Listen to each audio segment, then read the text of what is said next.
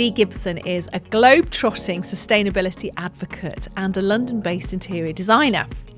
Who is this travel-loving founder of the prestigious interior consultancy business Velvet Orange, and how has her passion for travel influenced her trademark, earthy and richly diverse cultural style? The woman famous for describing fashion as a metaphor for interior design, and that interior trends are mirrored on the catwalk. Let's meet the Anna Wintour of interior design. Hello. Hi. Welcome to the podcast studio. You. Thanks for coming. Thank you so much. It's gorgeous to be here. Okay, first of all, I just need to hit the ground running. You have just told me your age. You are incredible. I mean, if you're watching this on video, you have got, you look about 35. What are your secrets to looking? I love you more than ever now. Age defying. Well, that's really kind of you to say that. But I don't know, good genes and I guess having a good outlook and not really caring about what other people think and, you know, a positive outlook and kind of thinking age doesn't stop you from doing anything at all. No. And by the way, just for anybody who's going to write in and say we're ageist, by the way, I am definitely not ageist, but I'm an advocate of kind of people making the best of themselves. And, you know, you just look like vibrant when you walked in. Thank you. Now, the way we start the podcast is typically we'll start with an icebreaker. Is there something that you can share with our audience that they wouldn't typically associate with Dee from Velvet Orange? Oh, what a good question. There's probably quite a few things, actually. Well, what a lot of people don't know, unless you're in my close circle, is that I love fast cars. And so for my one of my big birthdays, my husband bought me a round of 5 fast cars at Goodwood. And it was wonderful. And I picked the Ariel Atom, which is one of these kind of proper sports cars. You wear the helmet and you get in and go around the track super quick. Oh my God, I loved it. Absolutely loved it. I'm a bit of a girl racer. What did you love about it? I don't know. I think it's, I don't know. I think it's kind of being a woman, and part of my, I guess, my background, my story, my outlook is freedom is one of my favourite words, and getting into a car that typically would be driven by men, and there were women going around the track, by the way, but I just enjoyed the freedom of putting my foot on the floor, you know, going fast, no other cars around. It was dangerous. My husband refused to let me drive home, so he drove me home afterwards. That is so funny. Yeah, but it's just it's a real feeling of freedom and excitement and adrenaline. And so you're a fast car junkie. I am. And also an interior designer. How did you get into the business? So I have always been a fan of architecture and design, and I'm Sri Lankan, as you can see, and second generation. Yes, exactly. I was born in London, and you know, I won't give you my life story, but Sri Lankans are very much into education. So when I was growing up, it was accountant, doctor, lawyer. If you're not one of those, it doesn't compute. So unfortunately, architecture didn't compute. And, you know, with the best of intentions, my parents just kind of put the kibosh on that. So I went down a more classic route. I studied engineering at university, hated that. Then I became an accountant. I worked in the city for 10 years. And I was very artistic. So at school, art was my strongest subject. Spent all my time drawing. And I'm a very good artist, actually. But, you know, I kind of put that to bed because I just thought, oh, well, that's just not going to happen. And the long and short of it is that after 10 years in finance, in between jobs, I completely randomly opened a magazine one day and saw an advert for a short course in interior design. And I thought, this will be a nice way of spending a week. Why not? And a week turned into a year. I turned down the job that I was going to be taking on, which was another accountancy job. Yes, finance director of some, I don't know, tech firm in Wimbledon. And actually my recruitment agent said, will you tell him? Because this is really embarrassing because they've just offered you this job. But I retrained for a year and I absolutely loved it. And for the first time, since I was, 16. I came alive, just the projects, the drawing, the research, finding out about the provenance of different products that we were using as students. And I graduated and set up my business and never looked back. That was 20 years ago. So for anybody listening to this that's imagining that same situation for themselves, they embark on an engineering degree in your case. They then move into accounting, which is a complete, the opposite of interiors. Yes. What advice would you give to somebody thinking of making a career change? Just do it. Just do it. Just do it. Just do it. Just do it. Just do it. I mean, I think that's partly why my attitude to life now is you're never too old. I mean, I'm in my 50s and I've got plans for, my business to expand and all sorts of things that I want to do. But I think in my 20s, I thought it was game over. And game over what? In terms of I'd made my choice to be an accountant. Well, to choose a particular career path, or at least it wasn't really my choice, but I'd made my bed, I was going to lie in it. And it was really just random chance trying that course for a week, which was literally just meant to be. It's such a societal lie, isn't it, that we have to do a degree. Number one, the first lie, you don't have to do a degree to be successful. There are many successful individuals, humans who have not got a degree. Absolutely. And the second lie is that we must know what we want our careers to look like, and they need to be very linear. It's so true. And I think at that age, I mean, I knew I wanted to move into art. I'm not an architect, I'm a designer, but I do focus on the interior architecture side of things. So all my projects are large extensions, all of that kind of stuff. I love reconfiguring spaces. But I wasn't sure. And I think, I have an 18-year-old daughter now. She has no idea what she wants to do. So my advice to her has been just choose a subject that you're interested in, something that you're going to enjoy, because like you say, there's no linear path. Life is wiggly. Things happen and your mind can change. You can be inspired by different things. And it's okay to change. But that's what life's about, right? Life is about For you and me. I think life is about, yeah, you're right. We're lucky. But if you have an opportunity to do something, you do it. Because what's the worst that can happen? You change direction. I think that many people in the world don't have opportunities, but I think if we're blessed with that privilege, then life is about experience and trying things out and expanding ourselves and learning. And, one of the challenges might be that somebody would look at a successful, I'm assuming if you're offered a financial director position, there's a level of kind of accomplishment that goes with it. And that would also equate to the financial, the monetary value that you're receiving in that job. Someone might think, well, if you're earning £50,000 plus and suddenly you're going to become a self-employed interior designer, probably on £15,000-20,000, at the very start of it. How can you reconcile that in your brain, that financial leap? Well, yeah, and that's a big consideration. And funnily enough, this is one of the things that this is my next venture, which is a new venture called the Hero Project. And it's all about, women who want to change career. Didn't mention this to you before, but it's very, very new. And actually I've founded it with two other female founders, and it was an idea that I had for a retreat when I was thinking about, okay, who are the people that I can host at Kalakanda House beyond just families? Oh, we need to talk about this in a minute. This is your bougie hotel in Sri Lanka. Yes, okay. Exactly. Sorry, I'm sort of jumping around all over the place, but Good. I was thinking about corporate retreats.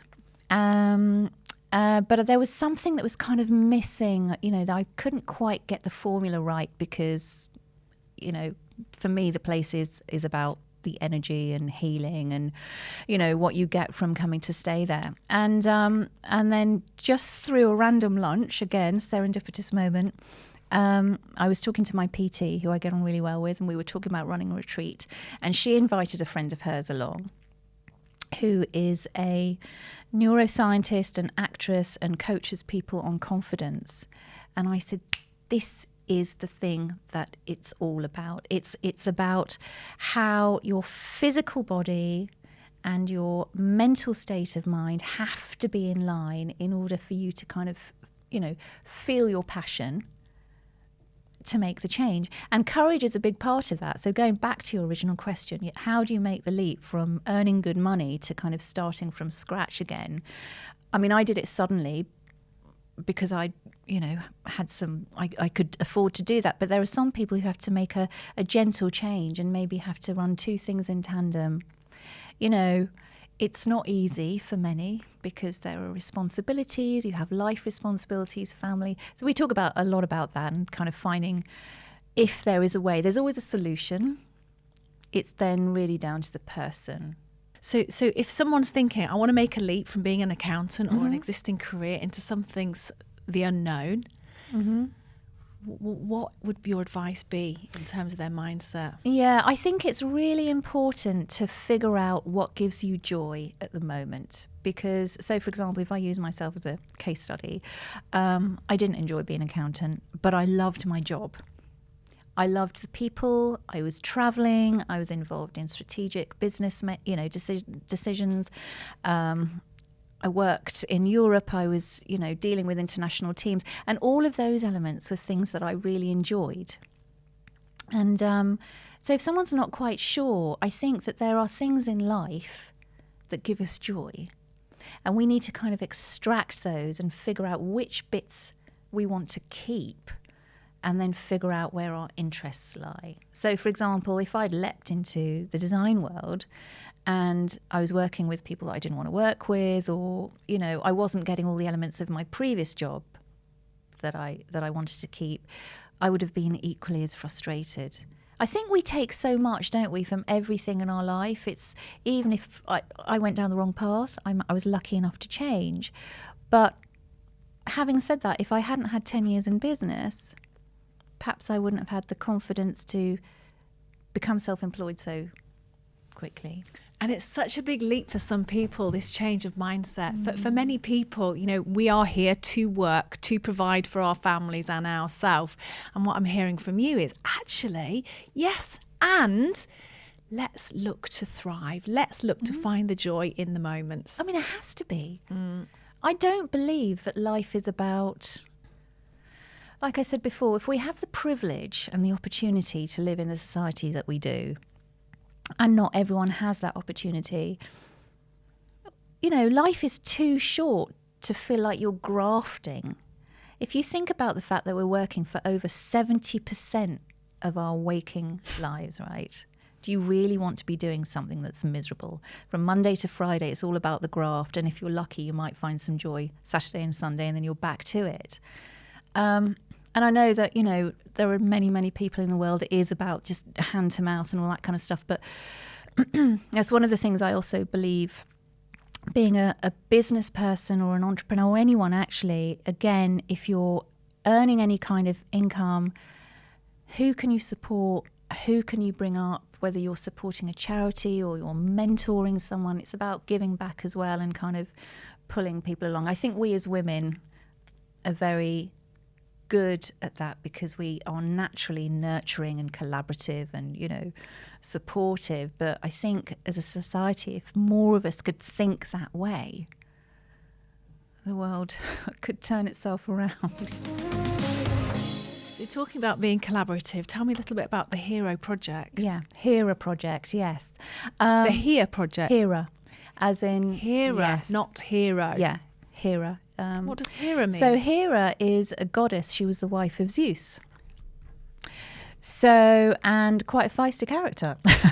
She gave Zeus a run for his money. And, we were kind of batting around ideas and thinking about what we were going to call our venture. And there's 3 female founders. There's 3 female founders. It's Mind, Body and Business. And I'm kind of the business side of things, if you like. Pieta is body, she's a PT, and Elizabeth is mind. As I said, she's a neuroscientist and an actress. So, and all of us have changed career, and all of us work together in tandem in order to help people find their passion, get physically strong, nourish your body, work on your mindset, work on your confidence. Because one of the things that most people will find, especially if they're taking that leap, is that there might be people in their network or, immediate family or friends who might be, really? You're going to do that now? Why? And it's very easy to kind of talk yourself out of these things. So it's about taking a balanced view. And if your mind is set on making a change, thinking about who is in your network, how you can handle those conversations, as well as coming up with a plan. So the business part is a strategy for change. So I'm not calling myself a coach. I'm not going to write anyone a business plan. I could help them if they wanted to. But it's about a strategy for change. How do you get from point A, cross through the door, over the threshold, to point B? Because once you take the first step, you're already on your way. You're a woman on a mission, aren't you? And not afraid of change. So all those years ago, you took the leap from being an accountant to interiors, and you started off with a 1-week course. Tell me how that began your career. Yes. So it's a 1-week course at the Interior Design School. It used to be based in Queen's Park, and now they've moved to King's Cross. And that was a female founder as well, who set up a school. And the week course was an interesting one. It's quite a good sales pitch, actually. It was kind of a taster, but it really hooked me, and it got me inspired and thinking about spaces and all of the things that I wanted to do. I was drawing, I was sketching, I was looking at colour and texture. So you could then sign up to do the diploma, which I just decided I had to do. Because I had accountancy I did have a backup plan. If it didn't work out, I could just try and find another job. But I spent a year working along with all the other students on various projects that they gave us. So, you're measuring up rooms, you're coming up with ideas, you're going sourcing, they take you to museums and showrooms and all of these different things to give you inspiration. And all of the lecturers were working designers and architects. And, oh my God, I just loved it so much. It went in a blink of an eye. I didn't sleep for a year because I used to just wake up in the middle of the night thinking about my projects. And that was completely opposite to how you felt as an accountant. Yes, absolutely. And so we were a very tight group, but I'd made really good friends with a girl there. And towards the end of the course, she said, what are you thinking about doing now? What are you going to do? And I said, I really want to give this a go. She said, so do I. So we said, well, shall we do it together? So we left and we set up Passion Interiors, as it was then.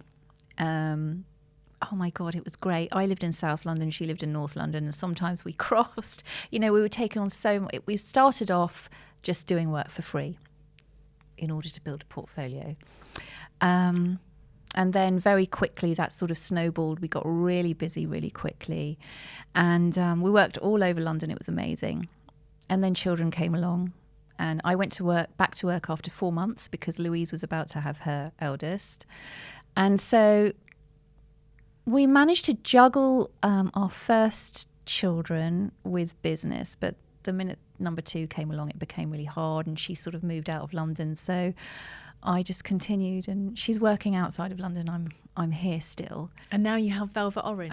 And I have Velvet Orange, yes, exactly. And funnily enough, when we were sort of batting around names, I tabled Velvet Orange as a name, and she didn't like it. And I thought, one day I'm going to have that name.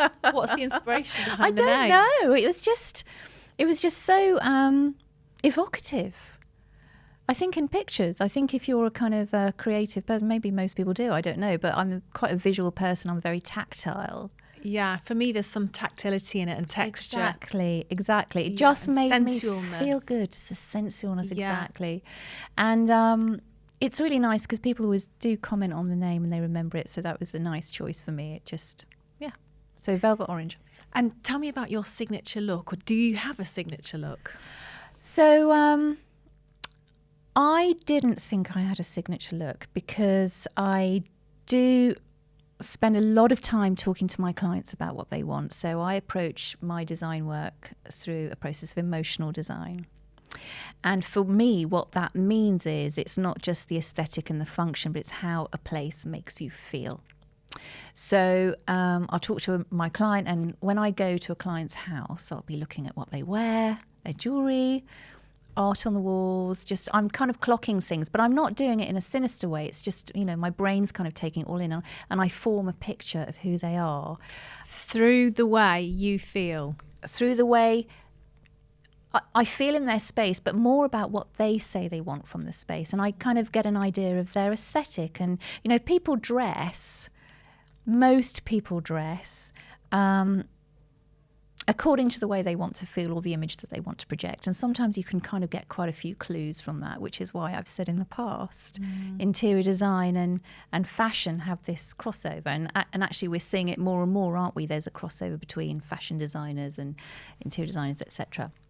But anyway, going back to the question of style, I didn't think that I had a style, although when I work, I'm very much, if I'm finding that a client says, I don't know, I want to create this bedroom that's going to be a boudoir for me and my husband, which has happened quite a lot in the past. I want to kind of capture the romance. I tend to be drawn to things that are quite tactile. So a journalist friend of mine said, I've been looking at your portfolio. You definitely have a theme. I said, do I? Because if you look at my portfolio on the website, it is quite different. She said, yeah, there's something that's quite warm and emotional and tactile that's coming through. There's something quite personal in your interior. So I think that's my style. I would say also colourful. Yeah. A blend of textures. And also there's an aspect of travel, souvenirs, memories. Absolutely, that is exactly right. I want people to bring themselves into their spaces. So I see myself as someone who's kind of facilitating, that's a really rubbish word, but creating a backdrop for them to bring in family heirlooms or things that they've collected on a holiday. It's funny actually, because a lot of people are maybe nervous about putting some of these things into their space, especially when they're working with an interior designer. They might say, oh, I hate that. I'm laughing. I filmed with this guy once. He was not nervous about bringing his self into his space. He had all these, he was like a warrior. I don't know, some sort of kind of, he practiced this martial art with these like weapons. Yeah. His whole wall, he was trying to sell his house. So I was tasked to go in and trying to help him to kind of make it a bit more of a blank canvas. He had a whole wall of like swords. Really? Yeah. Did it make him feel powerful? Yeah. You remind him of his masculinity. Yeah. So why does a client book you? A lot of my work comes through word of mouth, which is lovely. 95%. Yeah. Of your clients come through word of mouth. Yeah. That is, yeah. Yeah, yeah. I think a lot of designers probably find that, it's trust is a big thing because you're working with people's homes and their money. So why do people come to me? I think that my clients recommend me not only because of the results that I produce, but I think they enjoy the process because there are highs and lows. Coming up with a concept is exciting for everyone. And the bit at the end is exciting. There's a big bit in the middle, which can be really, really painful.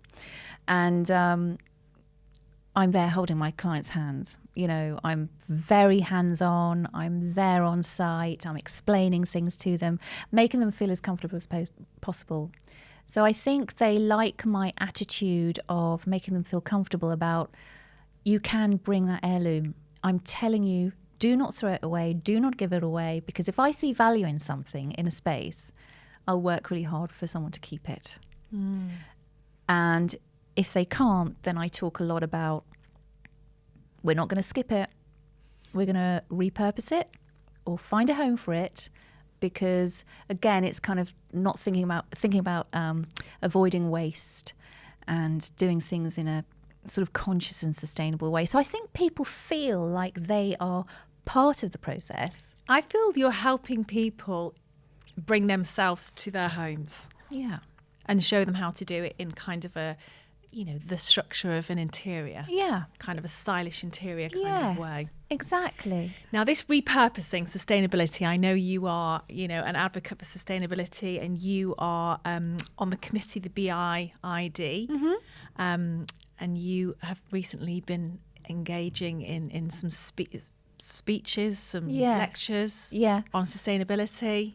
Yes, not lectures, but panel debates. Yeah. So I've been talking for a couple of years at various design events. The BIID invites me along with other designers to talk. And I've generally been invited to talk about, whether it's emotional design or...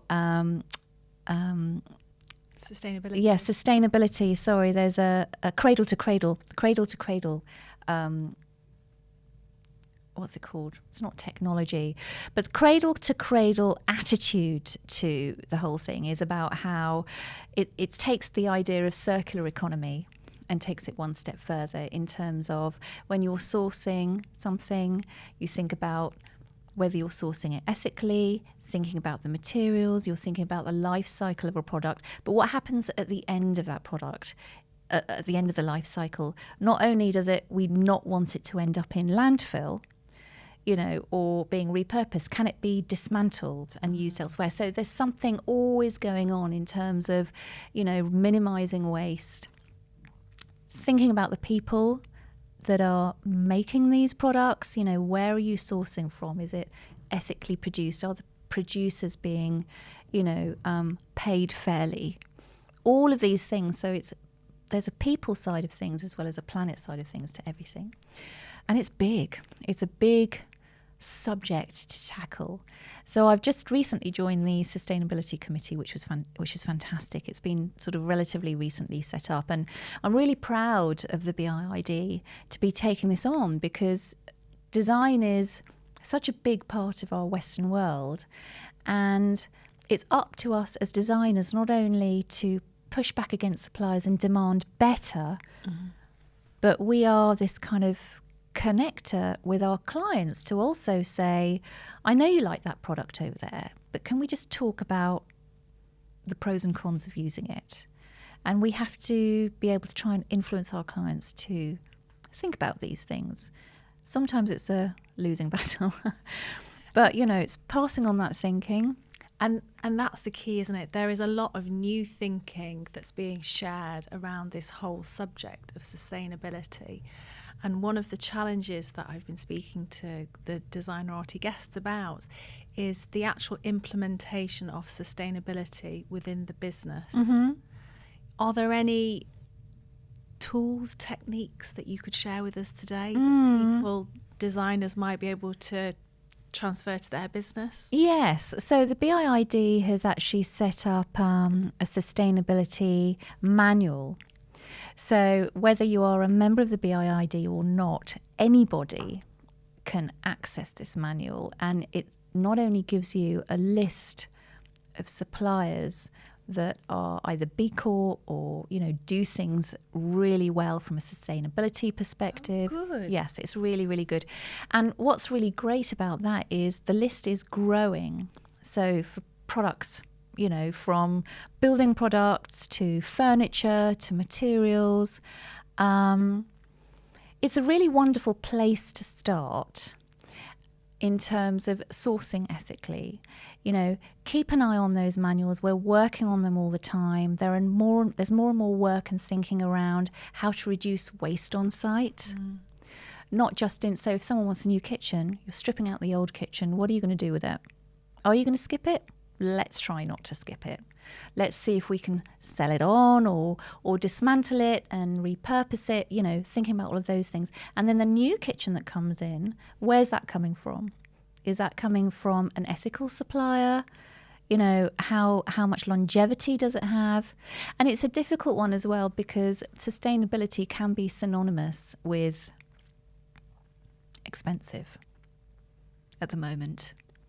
There's a lot of cheap stuff that you can buy on the internet. We know that. I've had clients in the past who've said, Dee, I know you've recommended that, but look, I found it on the internet and I can ship it in from China or wherever it is for a fraction of the price. And then it's up to me to kind of talk about how bad that is for the environment in terms of shipping and transport, but also it's going to last 5 minutes, going to end up in landfill, so don't waste your money. So more, educating people around, educating our clients around those, and having those tools from the BIID and all the other suppliers out there. B Corp is another great one to look at. What resource are they offering? So if a company is B Corp registered, as you know, then they have jumped through a number of sustainability hoops in terms of the way they look after their people, the way they use the materials, etc. They also, if you go to their website, there's a list of B Corp certified companies, and that's not just design, that's just everything. So we can think about everything that we're doing. And it can be overwhelming. I mean, one of the conversations we've had on our, within the committee is some people can just think it's too much. I can't do everything. You don't have to do everything. If you just make a few tweaks. But this is back to the mindset thing. There are people that will moan about everything, or there are people that will embrace change. Yeah. And for me, it's the people that are going to embrace the change that are going to be ahead of the game. It's the people that are sticking their head in the stand and thinking that it doesn't relate to them, or it's not going to, matter to their business, that are going to, miss out on the opportunities that all this sustainability opportunities are bringing. Yeah, it's important. Yeah, you're so right. And it's important to think about how we can do things, make sure that we're not being sidelined by any greenwashing. So kind of really think about, a lot of this is common sense as well. I think we just need to take the time and take a moment. The world is so fast at the moment. We're used to doing things super quick. But there's a reason something is super quick, right? This is why slow design, slow travel, the word slow is there for a reason. It gives us a moment to take a breath and think about, is this right? And if it's not right, we can generally follow our gut instincts. But I think it's important to not only think about that from a mindset perspective, but also I went to a conference the other day, and this guy used the most amazing term. He said there's a hope gap. There's a hope gap, which basically means that people are so overwhelmed by everything that's going on in the world and all the things that we have to do to change to make things better. Suddenly they think, well, I'm not going to do anything because I can't make a difference. But the point is these tiny incremental changes. If we all just changed one little thing, and then before you know it, you change something else and you change something else. Little changes, just thinking about how we source, how we consume, how we throw things away. It's much easier than people think. There's a great coaching metaphor. Have you ever heard it? If you think about a ship that sets off on its course, and it slowly makes slight adjustments to its course, and then eventually over the period of its travel, it's a long way from where it was intended to go originally. Small changes. Absolutely. Now, repurposing it is a fascinating subject for many of our listeners. We have eBay, we have Facebook Marketplace. I had the founder of Rehouse a few months ago, a fabulous lady. You source antiques from Sri Lanka, and I know that you claim that antiques in Sri Lanka are cheaper than over here. Yeah, well, how so? Well, I think it's when I was building Kalakanda House, I knew that I wanted to, build a house with an old aesthetic. And I went looking for antiques. And I found a couple of suppliers, and I'd just be wading through and finding all these amazing pieces for a fraction of, antiques over here, which I would never have shipped anything from over here anyway, excuse me. But I didn't want to buy anything new either. Partly because the aesthetic at the time in Sri Lanka, a lot of people were building, but people who were building fresh in Sri Lanka were wanting that very modern aesthetic. Antiques weren't really thought of as being a beautiful thing to have, right? That's changing now. but also just the economy in terms of exchange rates and all of this kind of thing. It's just cheaper to buy over there. So whenever I go, and I'm going on Sunday, I always end up going to my, local antique store, and he's, oh, hi Dee, I'm obsessed. Shows me around. It's gorgeous. I love it's brocants. dangerous. Do you know brocants in France? Yes, yeah. Yeah, it's just a fun thing to do on a day out. It is, yeah. Tell me about your place then in Sri Lanka. You've got it registered on the HIP guide to Yes. hotels, and you've designed it yourself. Absolutely. What's the style? I built it from scratch, which I'm very proud of. The style is, I think the word colonial is not PC these days, but it's built in, a colonial style from kind of 100 years ago. It's built in the style of a headman of the village type thing. So it's got columns and, it looks majestic. It's beautiful. Just say the name again. Kalukanda House. Elegant. Yeah, thank you very much. There was an old building. It was derelict on the land at the time, so we stripped it, and I kept all the old roof tiles, kept the old doors and shutters, and I've reinstated them into the new build, bought new roof tiles to match, all of that kind of stuff. So, and we were talking before about the energy of old things, which I love.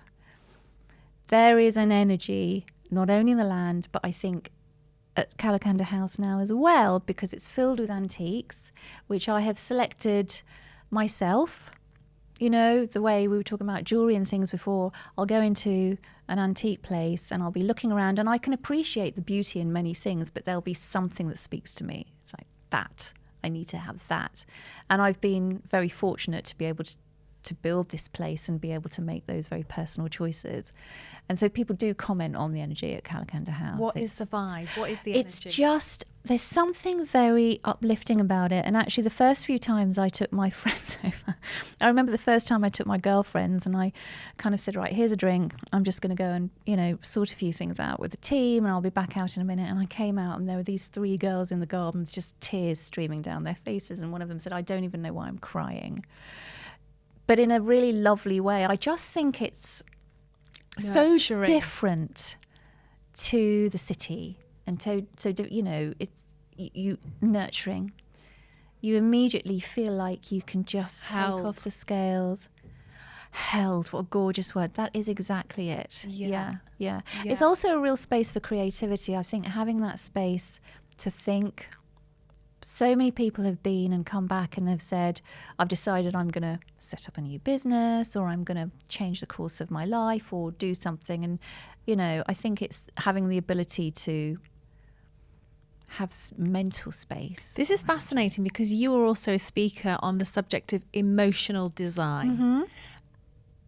Yes. So emotional design for me, as I mentioned before, it's about the look, the way something works, but it's about how it makes you feel. You can walk into... And that's the invisible, isn't it? It is. And the invisible is the energy that people have. Energy.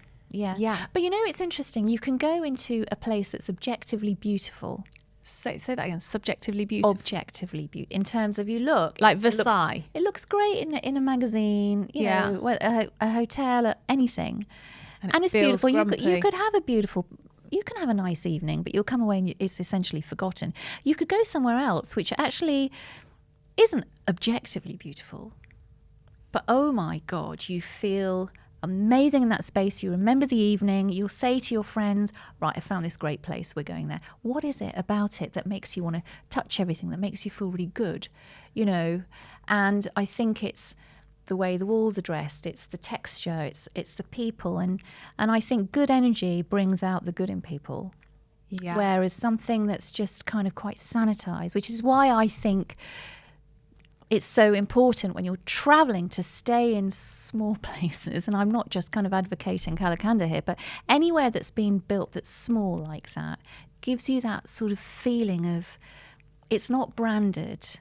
In terms of, I could be in Sri Lanka, I could be in Bali, I could be in, I don't know, Barcelona. Mm-hmm. It's something that roots you into that spot right there.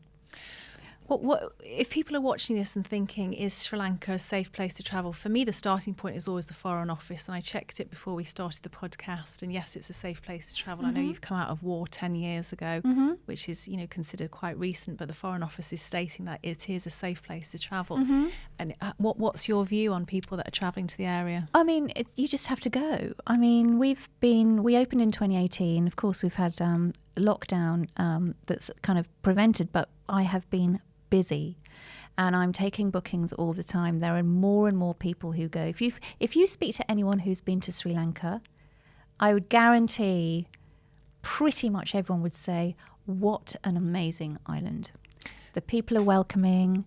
There's so much diversity. You can see elephants, you can climb mountains, you can go surfing, cookery classes, you can go to temples. It's a tiny island, the size of Ireland, and yet it's so diverse. That's fascinating. A tiny island the size of Ireland. How did you manage a project based in London and in Sri Lanka? So I took time off work. I didn't do any UK projects. I travelled back every 2 months. I was very hands-on, and I had a brilliant team. Any disasters? Were there any disasters? Well, there were a couple of moments when, on any project, there are things that you will discover. It's like, oh God, something's happened. I need to kind of find a solution fast. So there were a couple of those moments. There were a couple of tweaks that I had to make to the design because I'd turn up on site and I think that's not quite right. That room's not quite big enough, or this isn't quite working here. So I wouldn't say there were disasters because I think I approached it because it was a project for me. And I was quite relaxed, and I just kept thinking, this is a ride. This is great. So it wasn't a disaster because I knew that I could find a solution for it. I didn't have to answer to another client, if that makes sense. But it was hard, but I had an amazing team. I had a really, really good team. Culturally, I'm just wondering, when I filmed one of my shows, Get a New Life, we filmed in India, for example, and culturally, to get work done in India is a different kettle of fish to getting work done in London. And a way to encourage people to do things would be to pay them extra money in India. Whereas in the UK, typically, a way to encourage people to do things is to ring them and please, yes. will you? I wonder culturally if there's any difference between running a project in the UK and running a project in Sri Lanka. Yeah. To be honest, it's the same UK and anywhere else. You have to have the right team.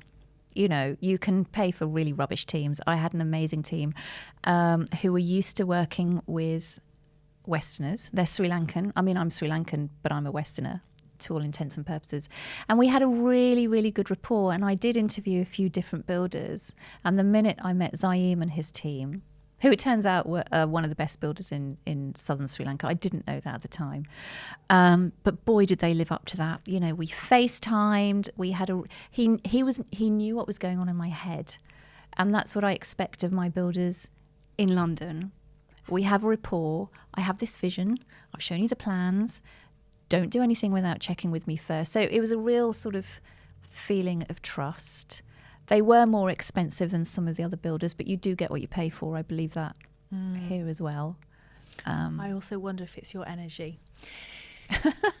Dee Gibson is putting emotional design on the map. I've loved chatting with you today. Thank you so much. I've loved it too. Thank you. And keep flying the flag for energy. Good energy in our buildings. Thank you so much. Environments. Thank you, Dee.